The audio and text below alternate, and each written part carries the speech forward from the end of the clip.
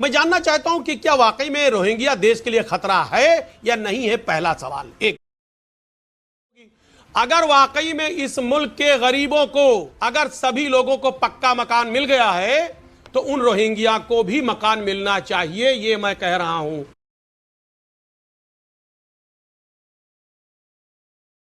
ये आपको एक सेकेंड, आपको गोबर से बड़ा प्यार है शोएब जमाई, क्या बार बार गोबर गोबर गोबर गोबर गोबर कर रहे हैं?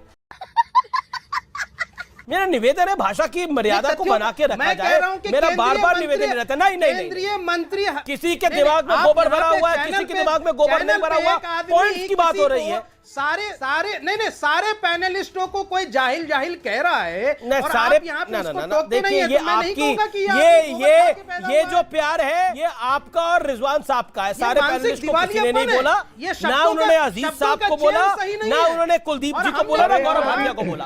आप दोनों का है, आप उनको गाली देते हैं, वो आपको गाली देते हैं।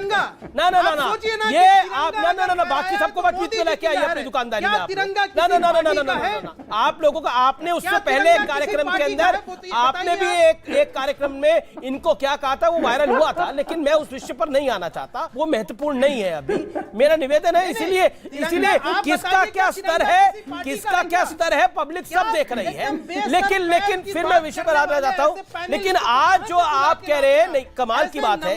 एक बड़ा इंटरेस्टिंग है, अजीज खान बीजेपी की नीति, एक सेकेंड, अरे बस करिए ना, ऑडियो डन करिए पीसीआर प्लीज। आप लोग, एक व्यक्ति बोला नहीं है 36 मिनट से, आप चुप ही नहीं हो रहे। अजीज भाई, मैं आपके पास आना चाहता हूं, बीजेपी की नीति रोहिंग्या मुसलमानों पर जस की तस है या आपको लगता है ये बदली है? 30 सेकंड में इसका जवाब दीजिएगा, फिर मैं दूसरा सवाल आपसे पूछूं। देखिए अमीश जी, बहुत अच्छा है आपका क्वेश्चन, बहुत अच्छा है। और आज का जो ये सब चल रहा है पूरा, मुझे ख्याल से वो सारी बातें बेहतर हैं। मैं 2-3 सवाल गौरव भाटिया जी से पूछना चाहता हूं, क्योंकि इनका प्रेस कॉन्फ्रेंस भी इस पे हुआ है। जिस रोहिंग्या पे ये राजनीति करते आए हैं लगातार एक लंबे वक्त से कि साहब ये देश के लिए खतरा है, मैं जानना चाहता हूं कि क्या वाकई में रोहिंग्या देश के लिए खतरा है या नहीं है, पहला सवाल। एक, जिस पर ये राजनीति करने आए हैं लगातार बोला खतरा है। दूसरी बात, अभी जो स्टेटमेंट आया बोला वो घुसपैठिए खतरा है, बोला। मौका दे, अरे सर सुन लीजिए ना, मेरी बात सुन लीजिए सर, पूरी बात कंप्लीट नहीं होगी।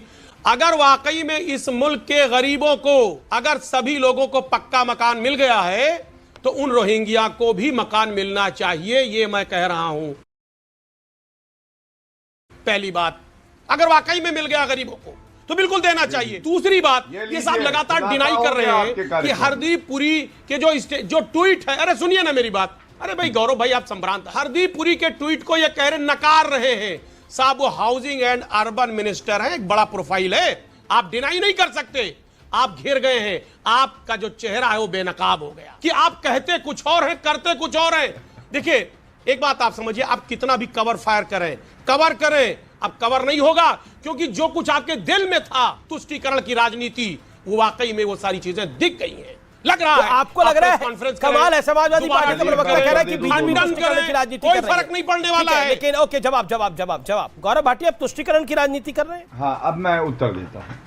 देखिए, पहले शोएब जमाई जी से मैं कुछ कहना चाहूंगा। अभी आपके चैनल पे हम लोग एक उदाहरण दे रहे थे, मुहावरा है हाथी के दांत दिखाने के कुछ, खाने के कुछ। मैं शोएब जमाई को हाथी नहीं कह सकता हूं, मुझे तो इंसान दिखाई देते हैं, चूहा भी नहीं कहूंगा।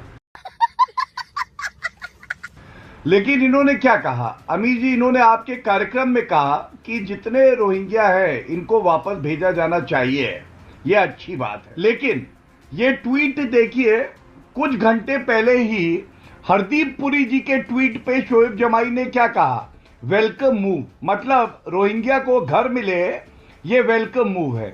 अभी 3 घंटे पहले स्वागत कर रहे थे कि घर मिले, और न्यूज 18 पे आके कहते हैं कि नहीं, उनको निकाला जाना चाहिए। तो पहली बात तो आप सोचिए कि इनके दांत दिखाने के कौन से, खाने के कौन से और छुपाने के कौन से। अभी भी स्वागत कर रहा हूं। दूसरी बात, आप फूल वगैरह लेके खड़े स्वागत करने के लिए गौरव भाटिया, मेरे सवाल का जवाब ये वहां इलाके में पहुंच गए थे फूल लेकर, पता लगा हो नहीं रहा है, फिर वापस लेके आए हैं फूलों की टोकरी।